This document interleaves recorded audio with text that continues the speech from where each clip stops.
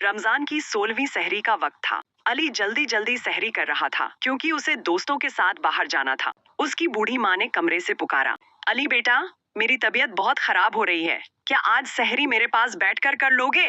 मुझे डर लग रहा है। अली ने झुंझलाकर जवाब दिया, अम्मी, रोज का यही ड्रामा है आपका। जब देखो तबीयत खराब का बहाना बनाकर मेरा वक्त जाया करती हैं। मैं लेट हो रहा हूँ, खुद दवाई खाकर सो जाएं। वो माँ की बात अनसुनी करके गुस्से में दरवाजा बंद करके चला गया। जब अली दोपहर को वापस आया तो घर के बाहर लोगों का हजूम था। अंदर गया तो देखा कि माँ उसी बिस्तर पर साकित पड़ी थी। उनके हाथ में वही दवाई थी जो वो रात मांग रही थी। डॉक्टर ने कहा, इनका इंतकाल सहरी के वक्त ही हो गया था। शायद उन्होंने किसी को पुकारा था, पर कोई पास नहीं था। अली माँ के पैरों से लिपटकर ठाड़े मारकर रोने लगा। अम्मी, मुझे माफ कर दें, मैं आ गया हूँ। आंखें खोलें।